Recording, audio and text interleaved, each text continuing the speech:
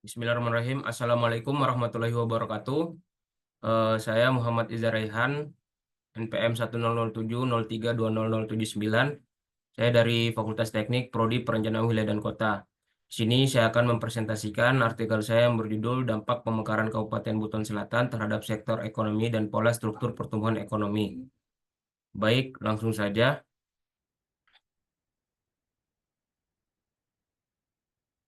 Fenomena yang terjadi di wilayah studi saya itu yang pertama ada Kabupaten Buton Selatan itu dimekarkan pada tahun 2014 untuk mengatasi hambatan akses pelayanan yang dimana sejak dimekarkannya Kota Wawa pada tahun 2001 yang menyebabkan pusat pemerintahan itu dipindahkan ke Pasar Wajo, di mana eh, bentuk Kabupaten Buton Selatan ini juga berbentuk kepulauan atau ada beberapa daerahnya yang berada di kepulauan.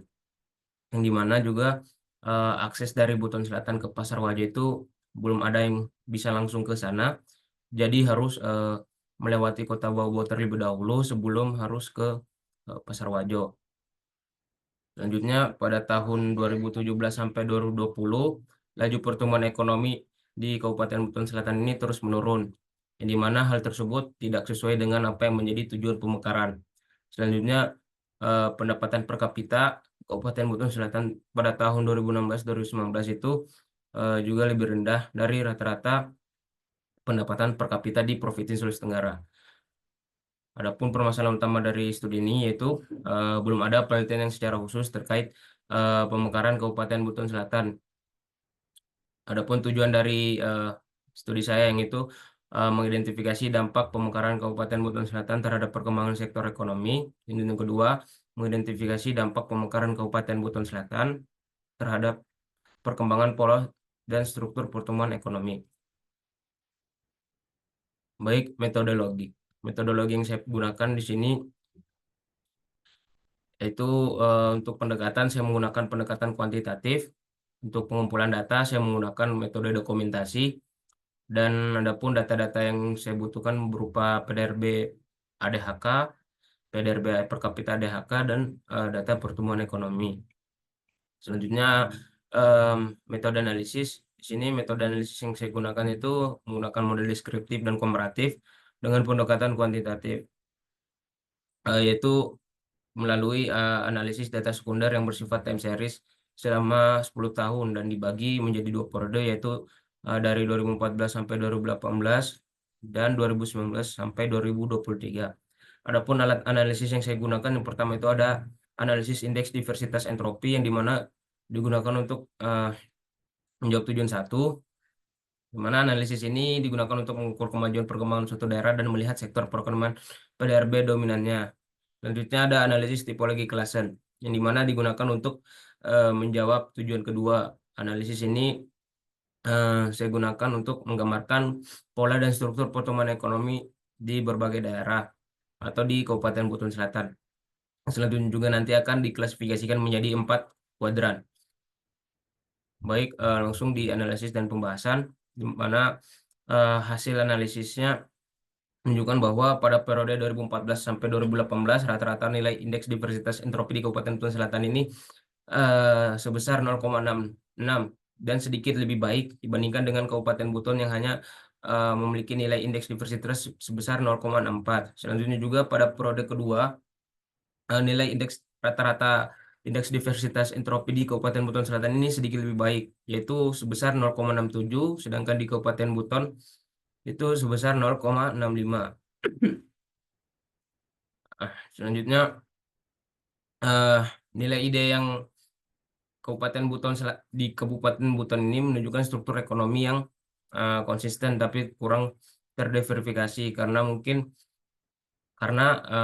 dominasi sektor primer pertambangan dan penggalian dengan kontribusi sebesar 41,94% pada sepanjang tahun 2014 sampai 2019 dan 39,90% pada tahun 2019 sampai 2023, dan juga rendahnya kontribusi sektor sekunder yaitu yang hanya sebesar 8,92% pada sepanjang tahun 2014-2018 dan 7,78% sepanjang tahun 2019-2023.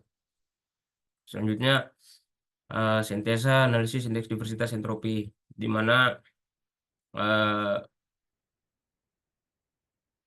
hasilnya itu Kabupaten Buton Selatan ini memiliki indeks diversitas entropi yang sedikit lebih baik atau lebih tinggi daripada Kabupaten Buton. Indeks diversitas entropi yang lebih tinggi di Kabupaten Buton Selatan ini menunjukkan bahwa kabupaten ini memiliki distribusi ekonomi yang lebih merata di berbagai sektor dibandingkan Kabupaten Buton, sehingga pemekaran Kabupaten Buton Selatan terhadap perkembangan sektor ekonomi memiliki dampak yang positif.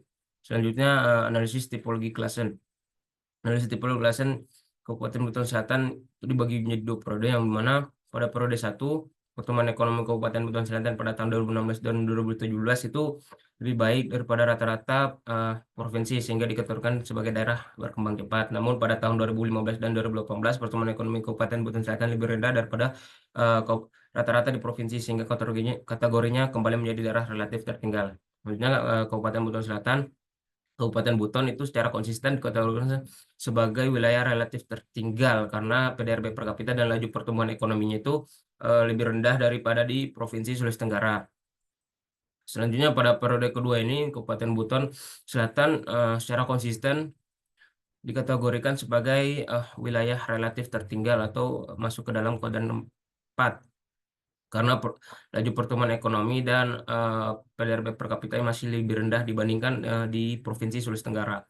Adapun di Kabupaten Buton pada tahun 2020 dan 2022 itu dikategorikan sebagai daerah berkembang cepat karena laju pertumbuhan ekonominya lebih tinggi daripada rata-rata di provinsi. Namun pada tahun 2021 dan 2023 dikategorikan sebagai daerah relatif tertinggal. Adapun yang sintesa dari eh, kedua periode tersebut yaitu selama 2014 sampai 2018 dan 2019-2023 Kabupaten Buton ini lebih unggul secara ekonomi dibandingkan Kabupaten Buton Selatan. PDRB per kapita dan stabilitas pertumbuhan ekonominya itu lebih tinggi.